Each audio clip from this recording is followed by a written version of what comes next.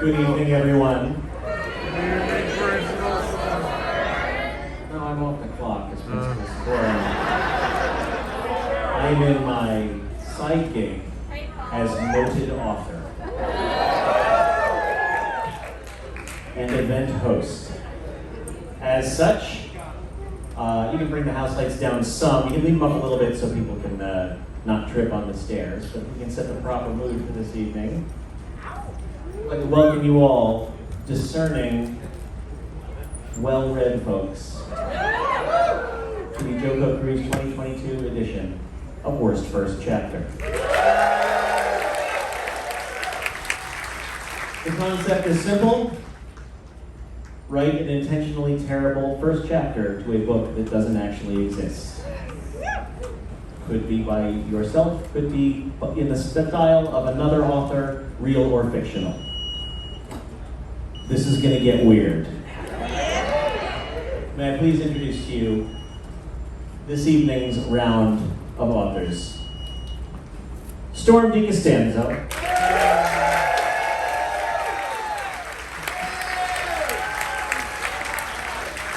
Jonathan Coulton.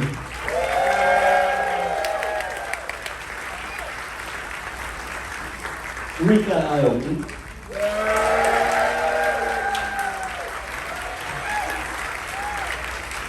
John Scalzi.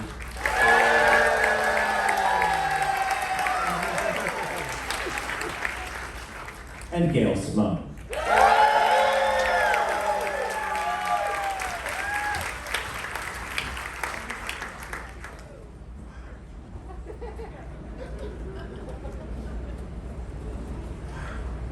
Each of these authors has written a new original work for this evening.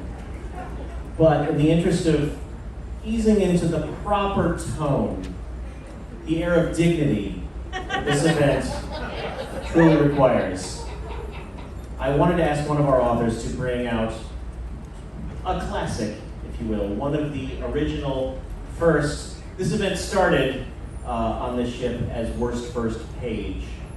It was just a first page, as opposed to a chapter, and this was one of the most memorable and worst first pages.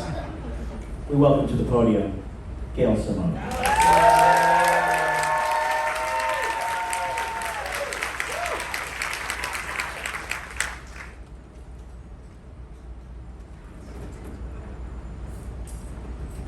Gray Calamity, or A Thunder of Echoes, by Gail Simone.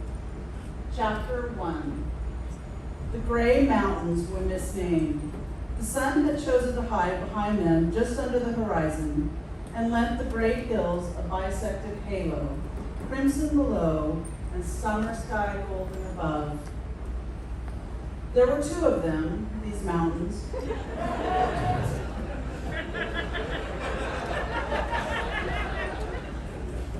Twins in all respects. Tall enough and deep enough to make traversing a scant few leagues a matter of weeks, not hours, and the cost of one of potential life and death, rather than a few calluses to footsore travelers. Entire winter trading parties had taken the path too thin and weren't found at their final resting place, the bottom of the chasm between the brothers, until the snow melted months later in that brief period between flood and drought. Dumbledore and Gandalf were going after each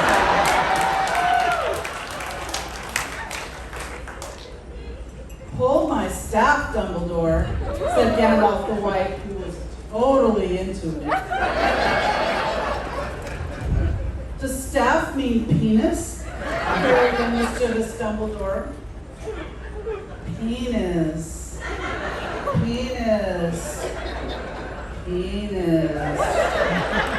Queried, said Gandalf flirtatiously. Wang, added Dumbledore hopefully. I think it's time you met the two blue wizards, grinned Gandalf, undoing his robe. Well, I think you should go nuts on my Patronuts,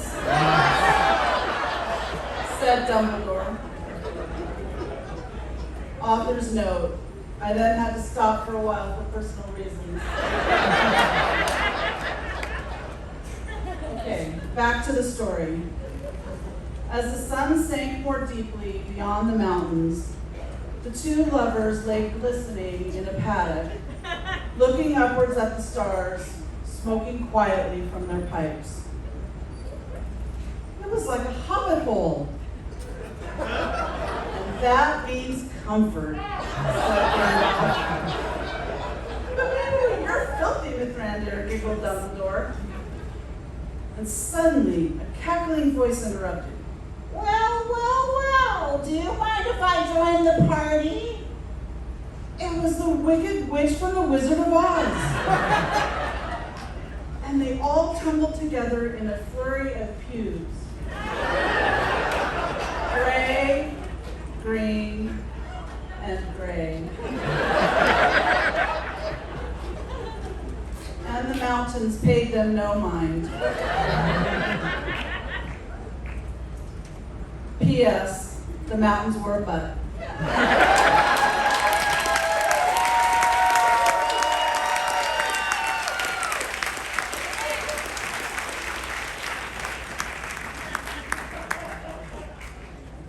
Thank you, Chris. He's going to be coming out in between each reading to wipe the literature off.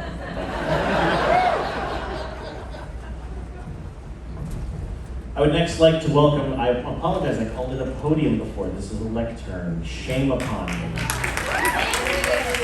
And shame upon you for not immediately calling me out.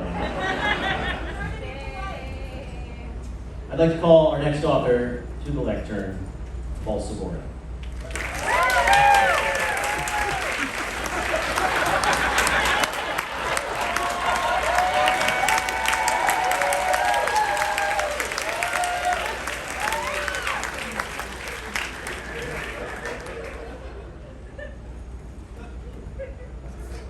This work is entitled Fuzzy the Bear's Big Day by Paul Saborin.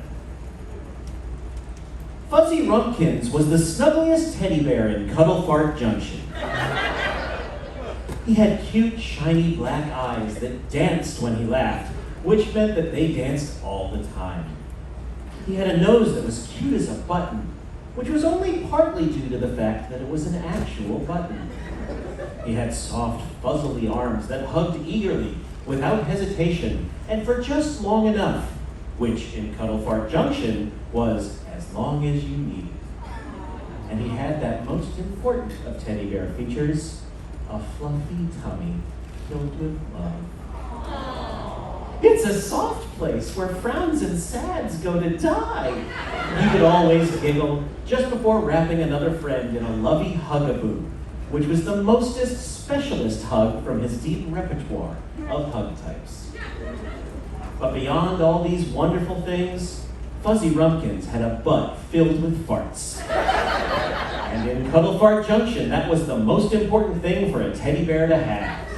Because each fourth year on July the Happy 10th, every teddy bear in the land gathers round in the Junction Square for the big farting contest to determine the supreme bear. Today was July the Happy 10th, and Fuzzy Rumpkins had just turned 5, which meant he was finally old enough to compete. Fuzzy imagined himself sitting on the Supreme Bear throne, eating all the candy he wished, anytime he wanted, with nobody to tell him that he couldn't. He'd be a good Supreme Bear, he thought. He'd share his candy with all his teddy bear friends, and he'd give them important jobs, like Jasmine Windy Poops, who sat next to him in the bear school. She could run the Department of Lovely Thoughts. His kindly next-door neighbor, Tubby Underbump. He could be in charge of the Strategic Lollipop Preserve. And all of Fuzzy's other school friends, too. Timmy Biscuit Hams, Boo Boo Jam Tarts, Aromatic Billy, and even Little Flower Bottom, who was only 2. They could all live in the Supreme Bear Palace with him, and they would just play and play and play. Why, even Dutchman the Outsider, who wasn't a bear at all, but an old human man who lived in a hut way out past the fluff barns and the lactose fields. He always seemed grumpy, and he smelled like the Netherlands.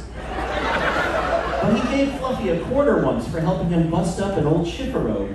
And sometimes, when deep in his cups, he would come to Fuzzy's door and talk for hours about the best hard candies from a place called Utrecht.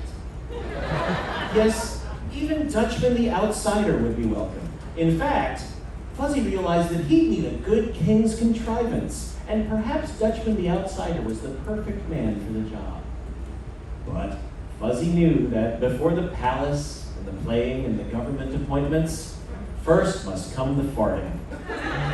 He'd always gotten straight A's in farting class, and he'd been captain of the farting team at school for over a year. And while there were lots of great farters on the team, Squeaky Beefs, Bam Bam Biscuit Hams, Pants Coughing Winslow, and even the fart goalie, Brown Casper, they all knew that Fuzzy was the best of the bunch. As he walked slowly and determinedly towards the Junction Square for the start of the contest, Fuzzy Rumpkins knew three things. He knew he would have to believe in himself. He knew that it would take his greatest effort ever if he were to stand a chance against Turd Cutter Wumbles, the winner of the past 4 contests and current Supreme Bear. And he knew that he had a secret advantage over everybody else, the handful of magic beans in the right front pocket of his overalls. Beans that he had gotten from the old tree wizard who lived deep in the darkest part of Gumdrop Forest where most bears dared not go.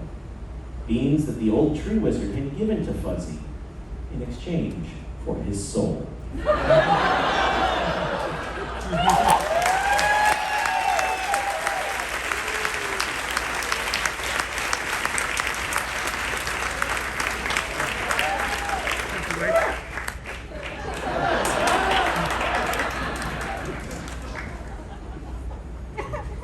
Please welcome our next author, Stormy Costanza.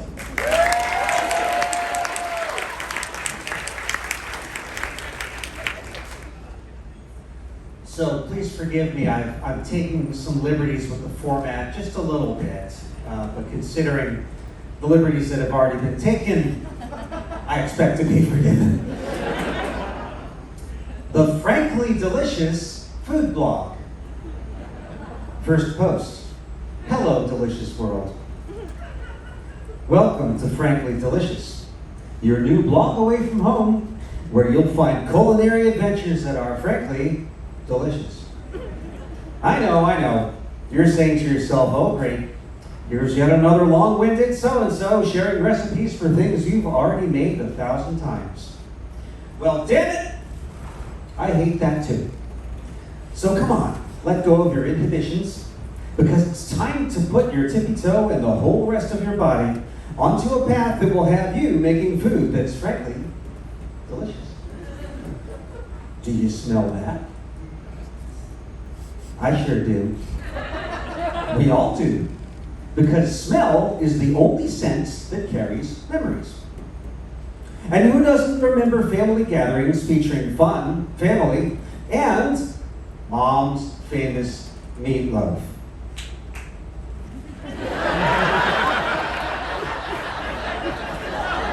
It's already pretty great, isn't it? And I see you shiver with anticipation. I recently had occasion to make this recipe when unexpected company dropped in. You know how it is, you plan for a certain number, and suddenly you have extra lips to feed. I suppose I could have turned them away, but what fun would that have been? It's actually a rather peculiar story. And damn it, I got myself sidetracked. So let's get it back to the beginning. The ingredients. In my case, I didn't have anything extra on hand, and it was far too late and rainy to go to the supermarket. But when you have leftovers in the freezer and at least half a brain, you'll figure something out. In my case, inspiration literally sprang right out of the deep freeze and demanded my attention in the form of a large singing man riding a motorcycle. I struck accordingly. My take was horrified, but I assured Rocky that it was a mercy killing. But damn it, I got sidetracked again. So let's cut to the chase. The recipe for famous meatloaf. Step 1. Roasts the chunkiest portions of one fully thawed and newly deceased biker singer popularly known as Meatloaf until tender. Step 2. Place unused portions of meatloaf in a casket nested in the center of a large banquet table. Step 3. Cover it all with a tablecloth and serve the roasted bits to your guests. And finally, step 4. After everyone has consumed a portion, unveil the source of the feast. Now, if your guests are anything like mine, they'll scream for more. And if anyone complains that it's meatloaf again, don't be discouraged. They're definitely the ones that, more than anyone else, found this recipe to be, frankly, delicious.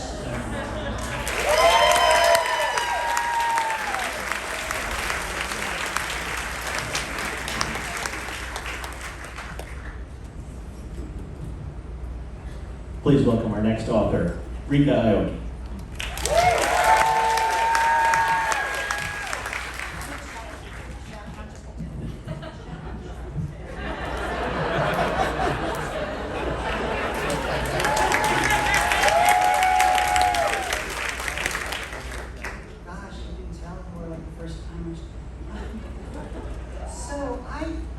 I'm still kind of like looking at this. Hold on for a sec. I just got to check one thing here because I literally just started writing this and there we go. Let me just do this here. I just have to type in boogie, boogie, boogie, and I should be okay. All right. Boogie, boogie, boogie. That was Augie, not boogie. Okay, so here we go. All right. A tube of lube for the squeaky wheel of time.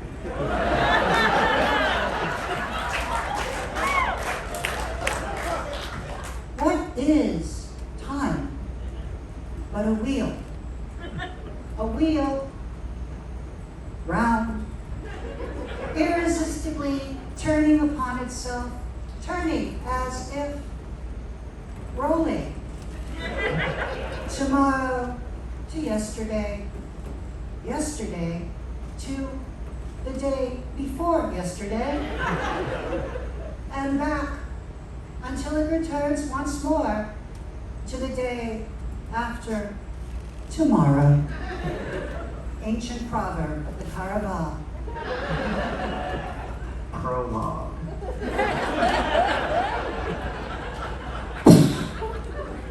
It is the 34th star century, the future.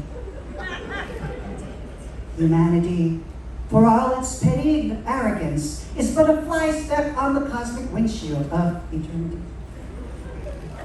No one remembers humans, for even at the height of their brazen prattle, they remained unimportant to all but the least savory of galactic denizens, to whom they were but an annoying itch. A piddling though thoroughly unimpressive species, we shall speak of them no more, for doing so only diminishes the significance of the universe and adds to its discomfort. Instead, dear listener, let us turn our attention to the mighty space empire of Caraval, which in the 34th star century has risen in scope to become the reigning dominant force in a galaxy humans once called the Milky Way. But Caraval no simply calls ours. So dominant and sublime is their technology, so well-muscled and brilliant their men, so beautiful and pert their women, and sprightly and eager their children, that to most aspiring civilizations, the activities and very existences of the Caraval would seem the work of mages or even gods. And if they are like gods, then their angels would be their pacifiers, mechanized star fleets of impeccably outfitted battle cruisers and dreadnoughts. Merely the sight of a pacifier had made many a hostile world swoon in terror. Never needing to eat or sleep, immune to the perils of the flesh and the urge to eat or make love. These marvels of Caraval's top scientists are armed to the teeth and more with every conceivable weapon of war and of peace, and they even talk. This is their story. Chapter 1. And yes, I actually wrote a chapter, so don't expect the story to finish. This is actually a chapter, because I was so stupid, I took this literally. Okay.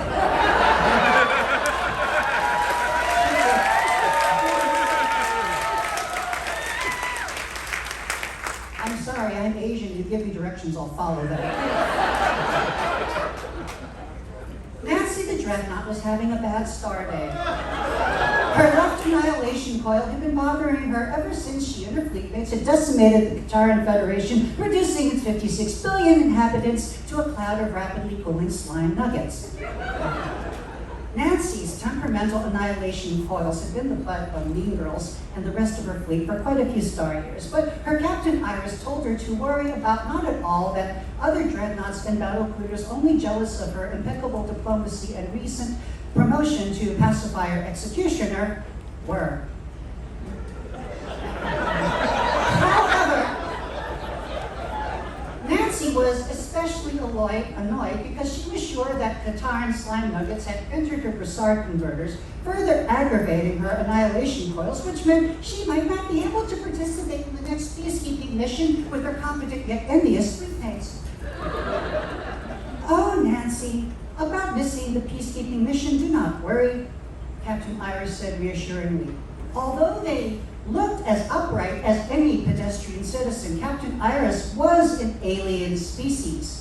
Although not all alien species could be identified by visual sight alone, and Captain Iris's species, the Sovietish, were no exception. To wit, they were called the Sovietish, for they tended to speak in subject-object-verb pattern,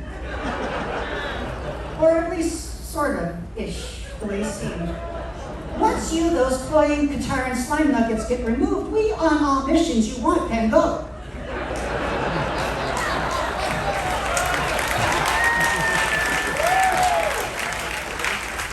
But my right annihilator coil still works at 89%, Nancy the Dreadnought protested weakly. Let's just debase and flush your annihilation coils go. Sorry I am a sensitive matter to you, I know it is.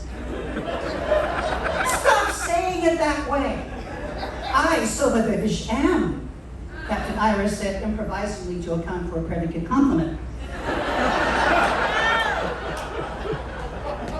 I didn't mean it that way. I mean, don't say it like I'm weird, Nancy pouted pointedly. Annihilation coils are a sensitive matter for any dreadnought. I mean, without the dreads, it's just not.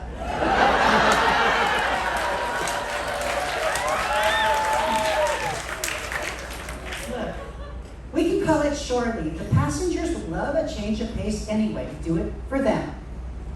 Nancy paused. Now, the technology of Caraval had made the crew largely unnecessary. But there still existed a yammering community of scientists and mathematicians and diplomats and mimes who found serving aboard a pacifier an entertaining way to conduct their numerous galactic affairs. Besides, wouldn't it be amazing? Both of your coils at 100% to have. Think of all the galaxy's peace you bring. There was no reply. Nancy? What do you mean the passengers would love a change of pace? Captain Iris blanched. Nancy, on board for 5 whole star months, a break without they have. Captain Iris said frantically as the air in front of him began to snap and crackle, and in front of him popped the pouting figure of Nancy's visual holographic surrogate. They're bored? Is that what you're saying? That's what you're saying, right? She was shorter than Captain Iris, about the size of a Caravel child. In fact, she wore a colorful version of a school uniform with big opalescent eyes and a principal nose. Nancy, didn't we just utterly destroy the Kataran Federation? I mean, all the way to slime nuggets. Yes, Nancy, Captain Iris said weakly. And before that, the Orions, resistance all gone. And didn't I make it pretty like I always do? It's my annihilation coils, right? They're not shiny and pert like the other dreadnoughts. But I thought some people like dirty annihilation coils. And not that is, said Captain Iris uncertainly, their words suddenly bereft of syntax. Wait, you're not talking about my performances, are you? You see, part of every pacifier's duty was to entertain their passengers with onboard concerts and dinner shows. It was a duty as sacred and solemn as delivering justice to would-be threats to the Empire. In fact, performing for passengers was Nancy the Dreadnought's favorite activity, for it made the passengers happy and full of joy. Her specialty was singing covers to popular Caravel pop tunes like Empire, Boogie Oogie Oogie. That's when I typed Boogie Oogie Oogie. And it's been a long road blowing that up from here. And some of you old Gen Xers in the audience gets this one, right? To be at war must be the sweetest feeling that a girl could know. Nancy employed her holographic skills to purposely mimic the mannerisms and even the costumes of stage performers. Nancy, your shows for 5 months they've seen, maybe they a break. I bet Emma the Battlecruiser's passengers don't need a break after 5 months. Emma was the newest and sleekest battlecruiser. A recent graduate from Pacifier 888 School of Performance and Military Science, she'd been on a killing rampage that bordered on the criminally insane. And her passengers raved about her bubbly yet sincere demeanor, her adorably innocent stage presence, and lively on-point dance moves. And she performed her own songs. Nancy, you to Emma the Battlecruiser can't come. Retrofit. Nancy, retrofit. Retrofit. Nancy the Dreadnought shuddered involuntarily, but not just to my annihilation coils. I want to develop a new dance playlist, download songwriting skill, and optimize my projector to work with more sparkles. Yes, Nancy, projector we will optimize. Sparkles, she said. Don't forget the damn sparkles. Okay, but your current operating system compatible with the latest entertainment upgrades is not. We may new hardware need to install. A most difficult procedure it would be, the Sovavish Captain Iris said. Yes, I know that, but I have no choice.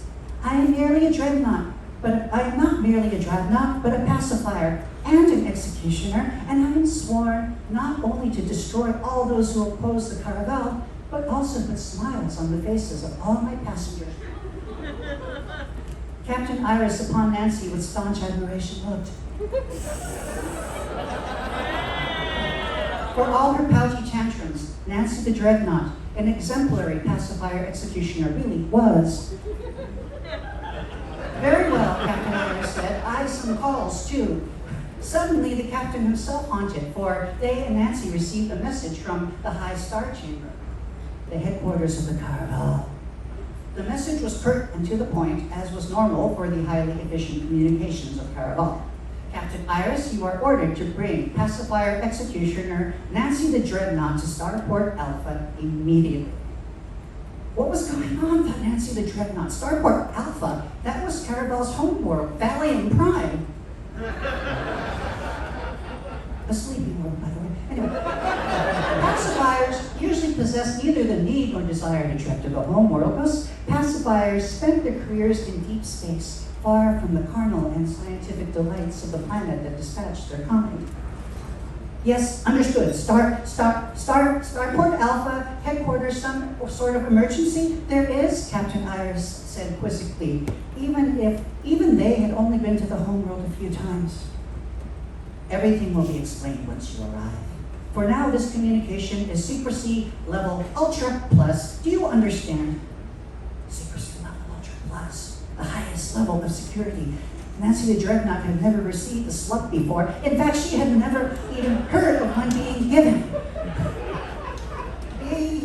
Yes, security level ultra plus, I understand, Captain Iris said uncomfortably. If Nancy the Dreadnought had a head, it would have most certainly been spinning, but she did not, so she remained stationary, yet somewhat turgid. Of course, a pacifier with a slup wouldn't make it publicly known. Slups were reserved for the highest level communications and missions. Regardless, it was clear that her wardrobe upgrade would have to wait, at least though she wouldn't have someone reaching up inside her annihilation coils. I mean, was Emma the Battlecruiser even old enough to have annihilation coils? Anyway, slub or not slub, a mission is a mission, and she would fulfill it as she always would. Very well.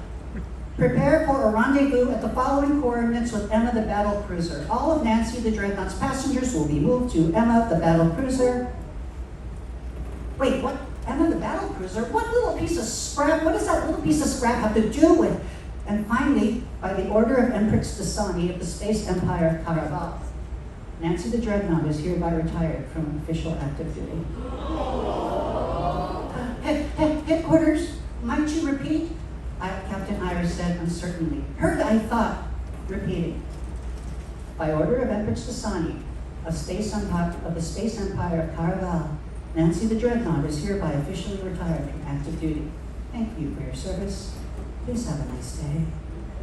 Chapter 1.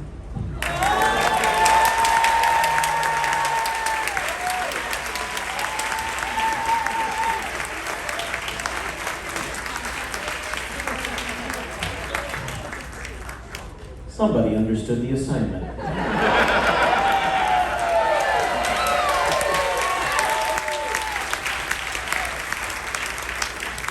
I just have word that that novel will be released on tour books in this September. We're taking pre-orders now. Please welcome our next author, John Scalzi.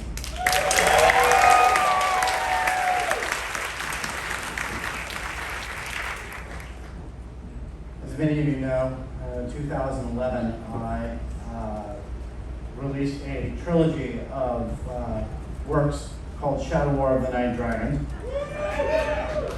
Strangely, nothing but the prologue has survived until now.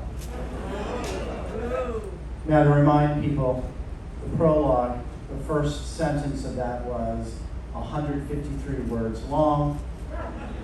Used the word black 11 times. Second sentence was even longer. The third sentence was, which is to say, it was a dark and stormy night. I don't know what happened to all those books. Words about cults, words about war crimes, something about Geneva Conventions. Be that as it may, as I was looking through my files, I found not the prologue, but chapter 1, and that is what I'm going to read for you tonight.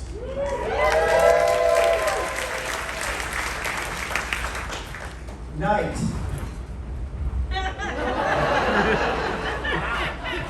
Right? Night had come to the city of Scandalaharia again, a thing it had persisted in doing even when Emperor Blintin II had banned it from doing so, in the same edict in which he had also banned Tuesdays. Coincidentally, today was a Tuesday. And on this Tuesday evening, darkening and with storm clouds on the way, Weebly Indigo found he had a visitor waiting for him when he returned home. No, he said to his visitor, Guad Norfin, as he trudged up the rickety stairs to his apartment, which was not really so much an apartment as a hole in a building with a door. You don't even know what I want, protested Norfin. I might want a cup of sugar. Do you want a cup of sugar? Weebly asked. Well, no, Norfin said. What I want is for you to move out of your apartment so my cousin can move in. Right, Weebly said, moving past Norfin to his door, which was really not so much a door as it was a series of weedy planks on a hinge. No. Why do you even want to live here? Norfin exclaimed to his neighbor. This is a terrible building. It's about to fall down.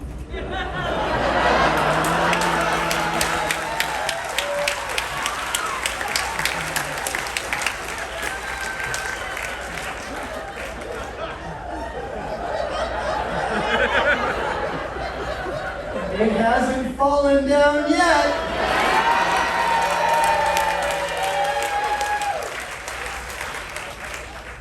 It's a fire trap. So is every other building in Cheapmost. Cheapmost was the name of the neighborhood, which ironically was not the cheapest place to live in Scandalaharia, that honor belonging to the neighbor to the west, Cheapmoster. It's haunted. You can hear moans at night. That's the pipes. It's filled with disreputable characters. Well, that's accurate, Weebly said, fixing Norfin with a stare. Yes, all right, I walked into that one, Norfin said. But still, why do you want to live here? Weebly sighed and pointed due eastish. What is 1 block away? The cheapmost market square, Norfin said. And what do? You're a melon monger. And what does that mean? That you mong melons? Weebly opened his mouth and then closed it again. It sounds so unseemly when you put it that way, he said. Right, Norfin agreed, those poor violated melons. Anyway, I sell melons at the marketplace, 1 block away from this building where I live. I'm not following you, Norfin said. Weebly sighed again and reached for his doorknob, which was not so much a doorknob as a round knot of woody despair that one could grip and pull. Come in, Quad, he said to his neighbor. There's something I want to show you. He pulled at his doorknob and entered into his home. Norfin followed. Weebly's apartment was a single small space which might have been called a studio if it was rented by a scholar, or a garret if rented by an artist, but Weebly monged melons, so it was just a room. In one corner was a single narrow bed with a thin mattress and even thinner blankets. In the opposite diagonal corner was a kitchen nook with a few modest plates, a sink, and a cupboard. There was a table that could fit 2 people, but there was only 1 chair for it, and that chair had not 1, not 2, but 3 short legs on it. That's what makes you laugh.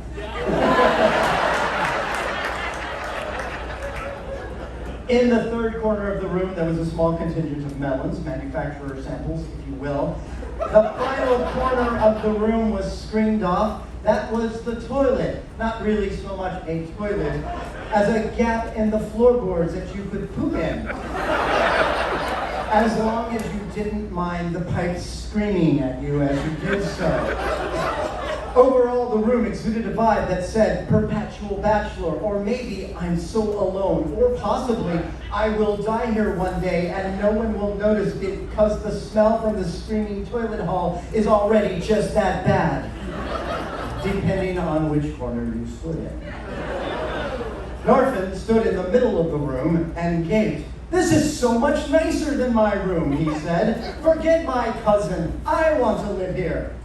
Weebly nodded at this and reached toward the shelf over his bed, which featured 2 books, The Adventures of Cungus Meliphanes, Gentleman and Scholar, A Romance of 2 Nations by Z. Znu, and The Practical Guide to Melonmongery by Zna Zhu, no relation, and a scroll. He grabbed the scroll and walked it over to the table and then looked for Norfin, who had disappeared. Squad, he called. Your poop gap is so wide, Norfin said from behind the toilet screen, and there's hardly any screaming. Get out of there and come over here. Norfin did as he was told and came over to the table. Now, Weebly said, and pointed to the unrolled scroll, what do you think this is? Norfin peered at it. It's a lease. That's right, Weebly said, and pointed at some specific wording. There's the bit that says how long the lease is for. What does it say? 2 years, Norfin said. And when did I sign it? 6 months ago. How many months are left on the lease? 3, Norfin said, hopefully. 18, Weebly corrected his neighbor. I was close. Not really. Surely there is a clause under which this lease can be broken, Norfin said, and scanned the document. Perhaps if you murdered someone, there must be someone you want to get rid of. There might be, Weebly admitted, staring at the back of Norfin's skull. Norfin suddenly gasped and stood straight up. What is it? Weebly asked. What? Norfin said, and looked over at Weebly as if seeing him for the first time. Oh, nothing. I just remembered there is someplace I need to be. Weebly pointed at the lease. So you finally understand that I will be here for a while. Yes, I've read the lease.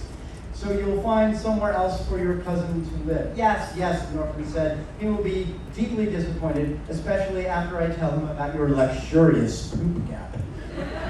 Maybe don't tell him about that. No, of course you're right, Norton said. Why make him jealous? All right, good. Weebly thought about it for a moment, and then went over to his melon cache and picked out a likely orb.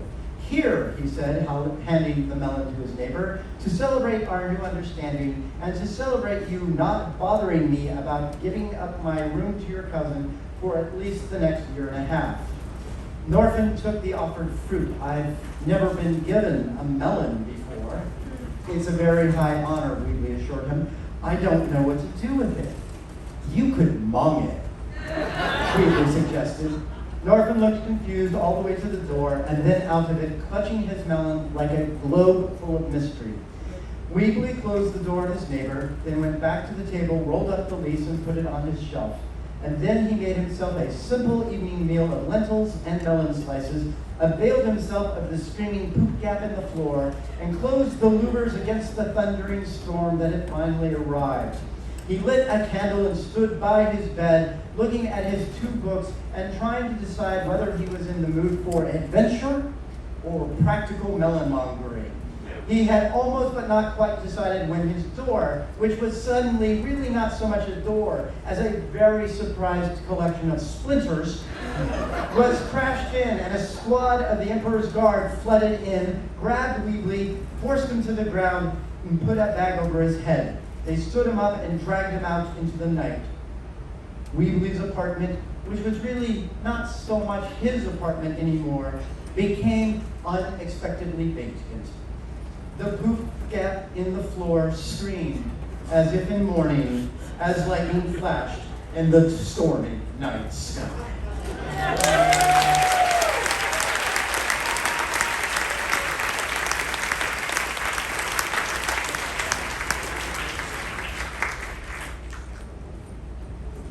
I believe it's a trifle unfair for John to use his bestseller money to present his chapter in 4DX, but I'll allow it.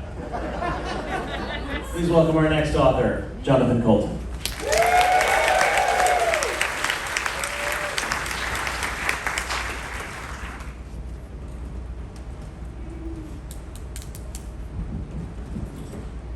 Harry Potter and the Urgent Message by Jonathan Coulton, who has never read nor seen any Harry Potter books or movies, and so just had to do his best. Harry Potter was a teenage wizard with glasses. During this particular story, he was about 18 years old. You might be wondering whether he was a full-fledged wizard at this point or still a student. This is a great question. And depends on whether his wizard school was more of a high school or a college or more like a 12-year school. So many stories have been told about Harry Potter at all different stages of his education. Suffice it to say, at 18, whether he was a fully accomplished wizard or still a student, I think we can all agree that in some sense, Harry Potter would always be a lifelong student of magic.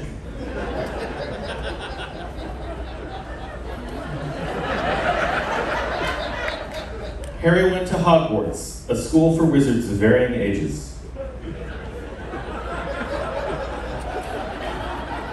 Last one in is a rotten wand, cried one of his friends. Hermione? As she dashed past him to the gnarled wooden door that was the entrance to some kind of pub or student center. As she opened the door, laughter and conversation tumbled out into the evening. The warm orange glow of the roaring fireplace inside shined on her hair, such that one could not really tell what color her hair was in regular light.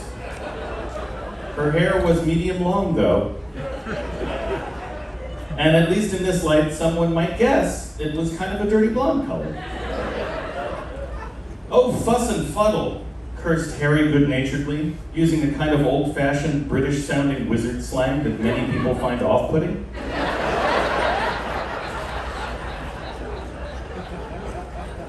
You didn't even tell me it was a race, slowpoke, Hermione grinned broadly, and the two friends shared a knowing look that, if you had seen it, would have suggested to you whether or not they had ever had any kind of romantic relationship in the past, or perhaps were, at this point in their known history, beginning to have glimmers of some kind of romantic tension, or not.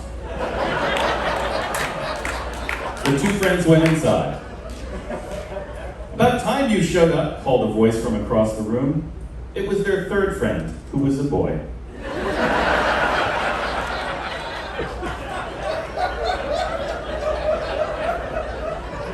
One thing you could say about this boy's looks is that he was less of a leading man type than Harry was.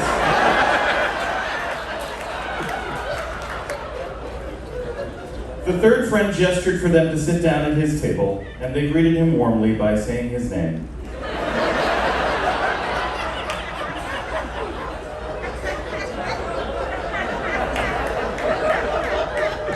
All three of them had British accents because all three of them were British.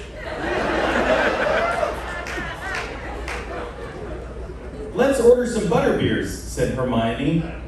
Butterbeer is a drink that they sell at Universal Studios.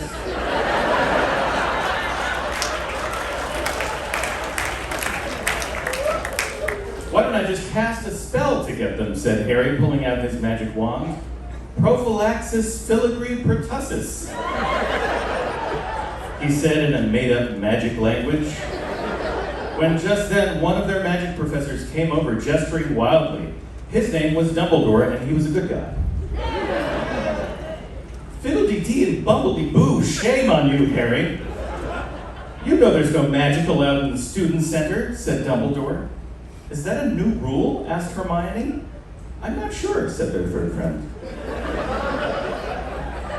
"Anyway," continued Dumbledore, "I want you to meet someone you've never met before, my good friend from far away, Archaeopteryx, the wizard." "Pleased to meet you," said Archaeopteryx, who was a completely new character about whom no details exist in the canon. He was 6'3" tall and had long silvery hair and a thick mustache whose ends twirled around in whimsical spirals.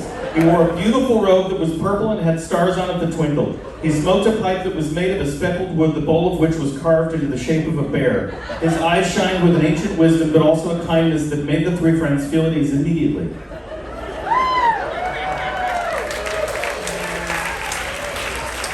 New character. "I have an urgent message that I need someone to deliver," Archaeopteryx began, "but my messengers must be worthy. Before I can entrust you with this message, I need to know a little bit more about the Hogwarts School and Harry's origin story." "Well," said Harry, "I was at a train station, and suddenly he fell over and hit his head. He was a little dizzy and not thinking straight for a few minutes, which is why he might have gotten some details wrong when he told his origin story. I'm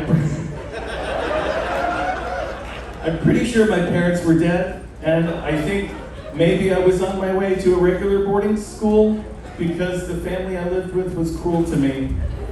Then something happened on the platform, possibly with a luggage cart or a magical animal. And then there was a hole in the wall that ended up being a portal to here." He showed Archaeopteryx the mark on his forehead that could have been either a birthmark or a scar.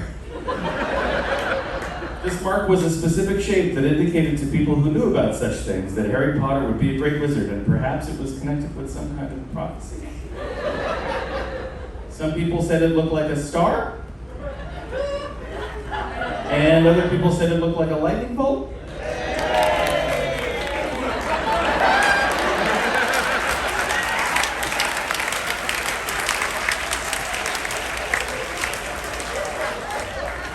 Harry told Archaeopteryx about how there were several divisions of the school that represented different kinds of magic and possibly personalities or philosophies. These were called houses. Slytherin was one of the houses he mentioned, and this was the one that Voldemort was in, and it was one of the bad ones, and Voldemort had a face like a snake. Harry also named all of the other houses, which he had memorized. He told Archaeopteryx about the game they all played there that was kind of like soccer but used flying brooms and magic. The name of this game was known to everybody, so they didn't have to say it out loud.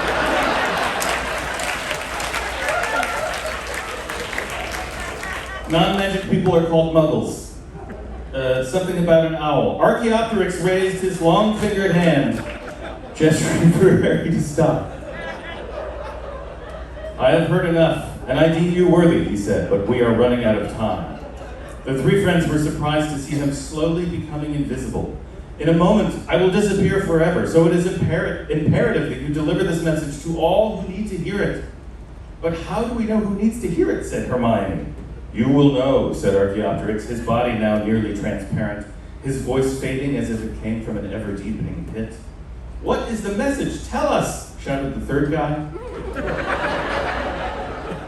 The message is, Archaeopteryx was nearly impossible to see now, and his voice echoed and shimmered from far away as he shouted, trans rights are human rights! Trans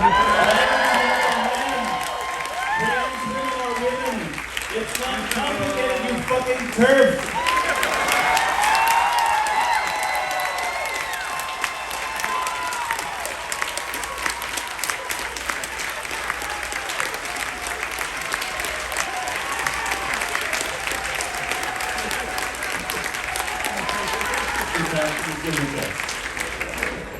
The three magical friends knew exactly who they were meant to deliver this message to. They set out the very next morning on an adventure that would break the fourth wall and take the series in a very meta direction.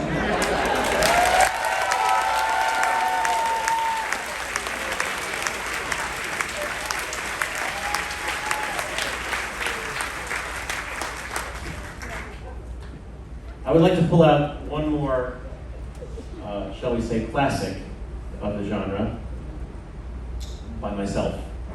And I'm going to allow you to choose. I can either read the hard-boiled detective novel chapter, or I can read the phenomenally offensive sci-fi fantasy epic by the men's rights activists. Let me be clear. If you want option 2, this is phenomenally offensive.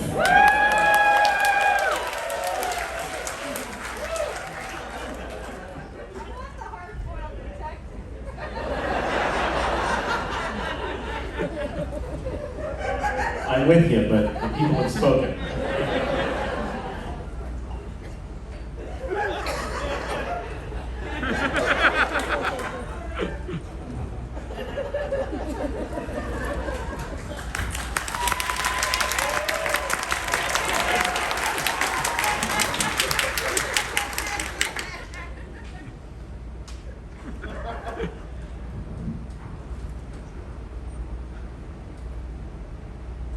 This work is entitled Steel Baptism, the Cuck Lords of Beta Prime.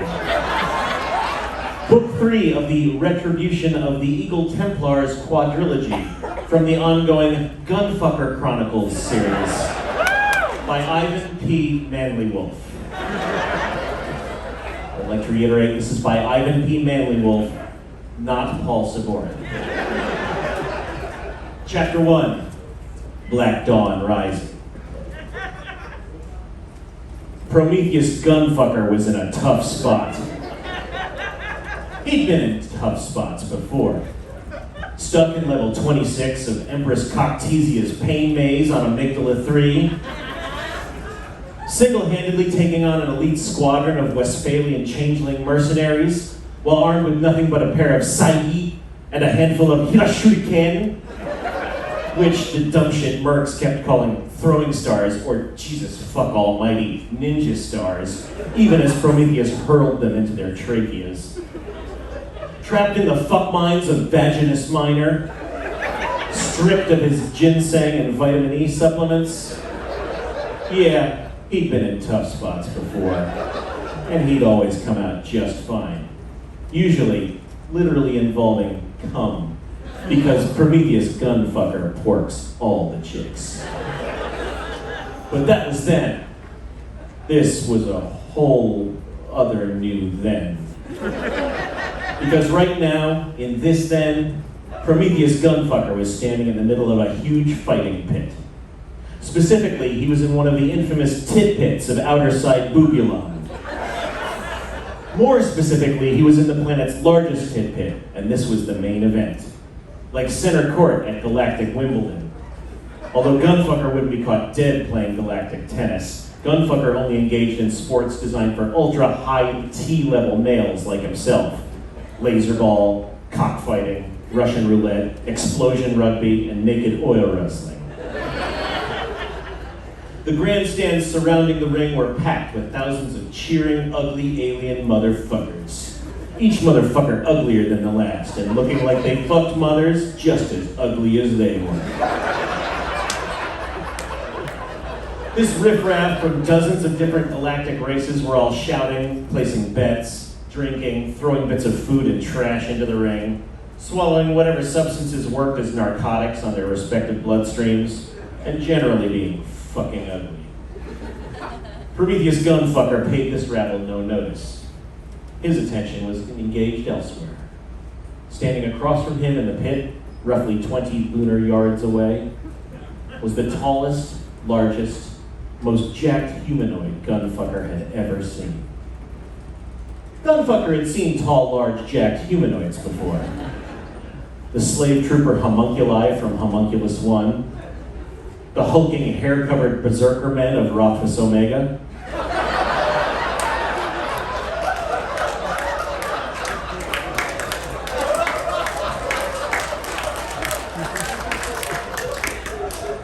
the mammoth shitgunners of Quarthon, who had nearly destroyed Gunfucker's ship, the Enemy Seduction, before he sent them back to whatever hell they'd hatched from.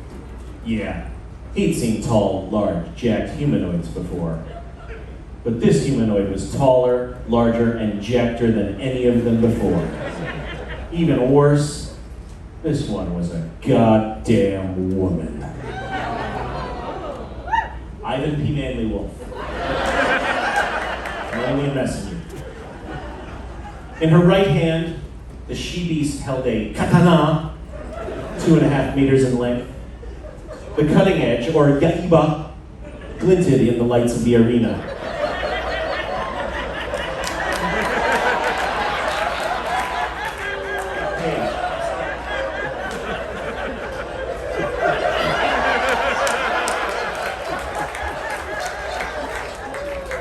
Gunfucker instantly knew by the sori, or curve of the blade, the faint green glow of the tsuba, or guard plate, and the particular weave of the katate maki, of the sukaito, the battle rap style of the silk handle rapping, and the nakago mei, the maker's signature mark.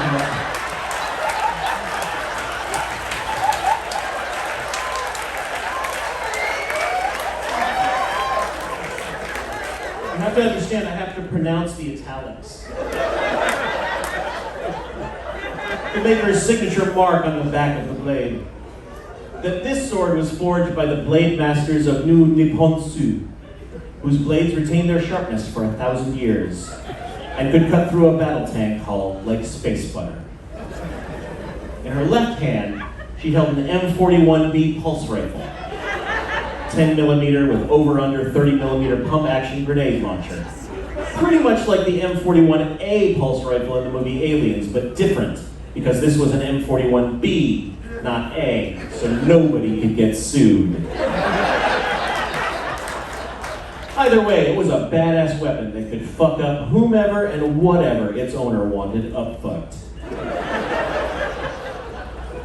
She was covered in liquid nano-Kevlar blast armor, strong enough to withstand a point-blank Gauss rifle blast, yet thin and form-fitting, highlighting what Gunfucker had to admit were phenomenal boner-inducing curves. From her stout calves and Calipigian rear meats, all the way up to her toned biceps and massive, round, gravity-defying knockers. Like two hefty Charlie Brown heads mounted astride her sternum.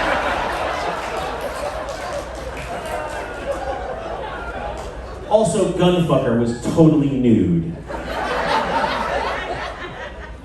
The Amazonian warrioress, who had been standing serenely with her eyes closed, slowly opened them, They were ice blue, setting off nicely the near-white blonde of her hair, which fell loosely about her shoulders and halfway down to her previously mentioned fine, fine ass. She gazed unblinkingly at Gunfucker, her eyes shooting daggers. Metaphorical ones. Thank Christ she apparently hadn't had cyborg optic dagger launchers installed yet. She leveled her katana at him, and the crowd hushed to a dull murmur. Prometheus Gunfucker, she exhorted loudly yet softly. Masculine yet feminine. I am Hera Shavencleft. You killed my father in the Battle of Rifthaven. You killed his brother in the Second Battle of Rifthaven. You killed their father at the memorial service for the fallen soldiers of First and Second Rifthaven. And you fucked my mother and my 4 sisters at the Rifthaven Marriott Grand Marquis. Today, I am going to kill you. I am going to kill you super dead.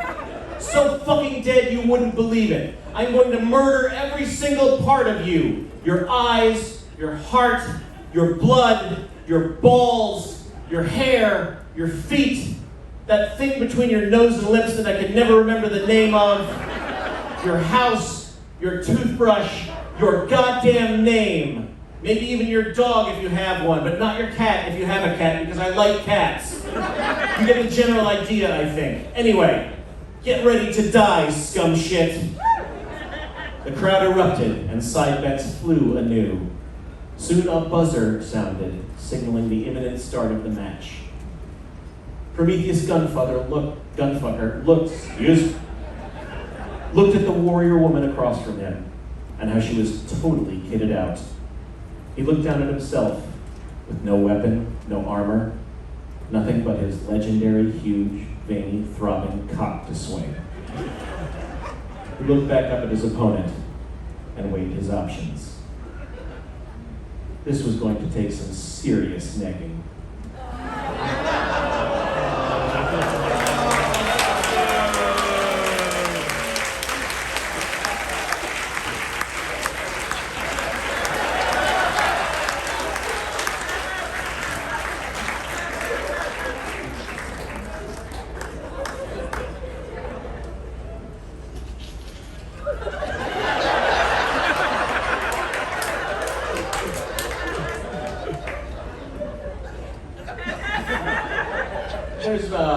It's no mystery to most of you that there has been a serious Twitter beef raging for the past number of days between a couple of our authors. I would like to thank them personally for putting aside this beef and sitting civilly next to one another on stage. I just want to thank you for all that, and thank all of our authors this evening before we bring up our final artist.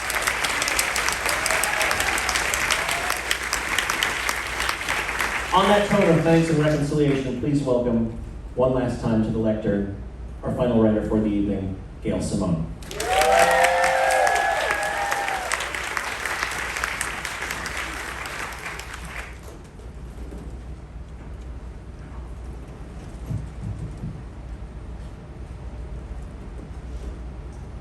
The biggest penis in the universe.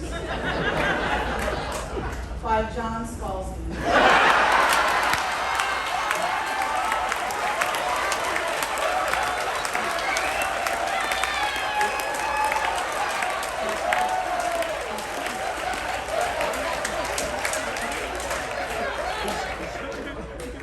Canticle 1 of the Scalziverse Chronicles.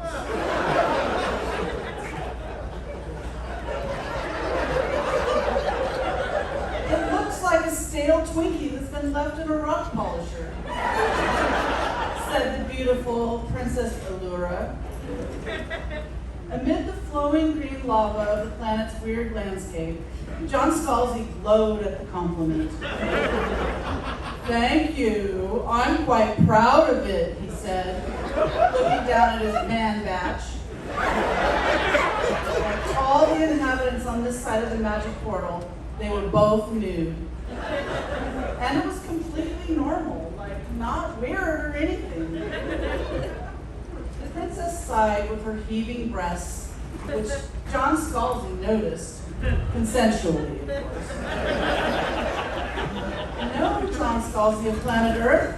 I meant this, the most sacred text of all Thorlokia, the Roturian scepter, she said. John Scalzi took the scepter firmly in his hand, holding it near his dudescape. Well, you can see how I would get them confused, he said. Yes, all right, said the princess. John Scalzi said, I mean, it looks like a... I get it, she said tunelessly. Now that I think about it, this is a little bit awkward, said John Scalzi, the mysterious sword master from the faraway planet. There is no time, John Scalzi. You must help defeat Thard, the king of Orgulons, before he takes the artifact. Fight them with your giant weapon. Well, that's nice of you to say. I guess it's a lot of it is just genetics. Instead of deep, moist humility.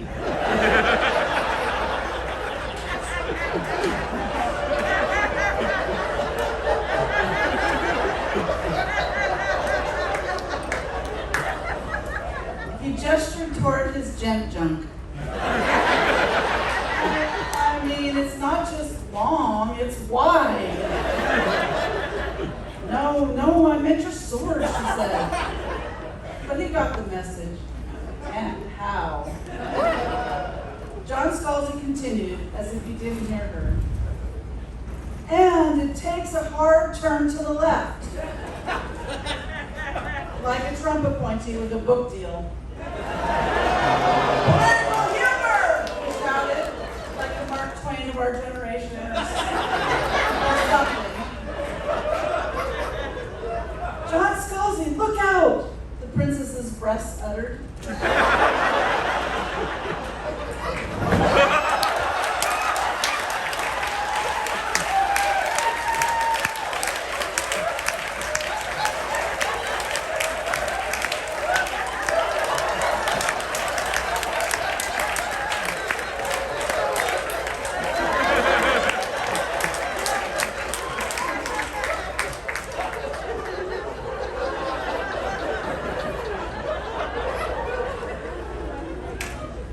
Check out up top.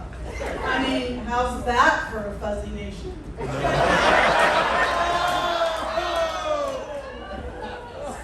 Said John Scalzi, unaware that he was in grave danger. I guess it explains my whole burrito obsession, right?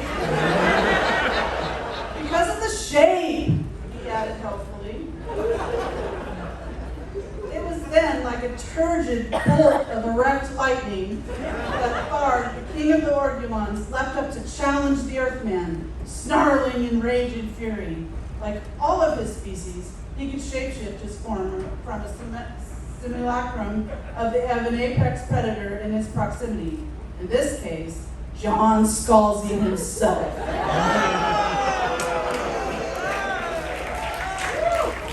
Arr, destroy you, Earth male, said the suddenly handsome alien predator, as their swords touched in an explosion of heterosexuality.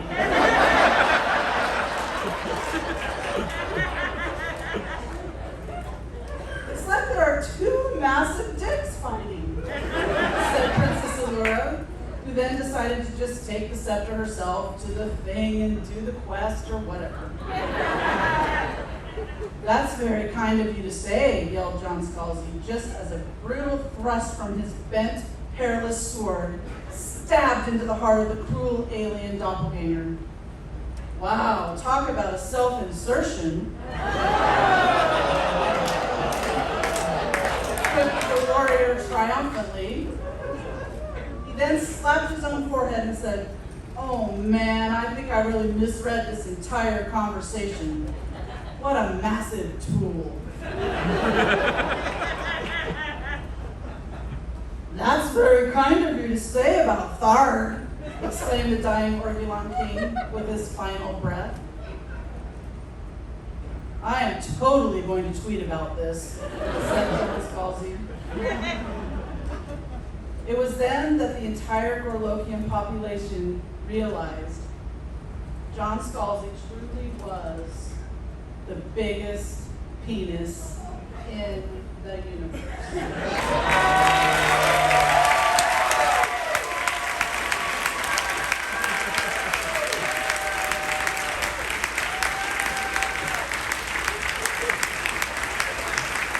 Thanks very much, everyone. Let's thank you for all our authors. Stormy Costanza, Jonathan Coulton, Ryka Aoki, John Scalzi, and Gail Simone. Have a great night, JoCo Cruise. We'll see you tomorrow.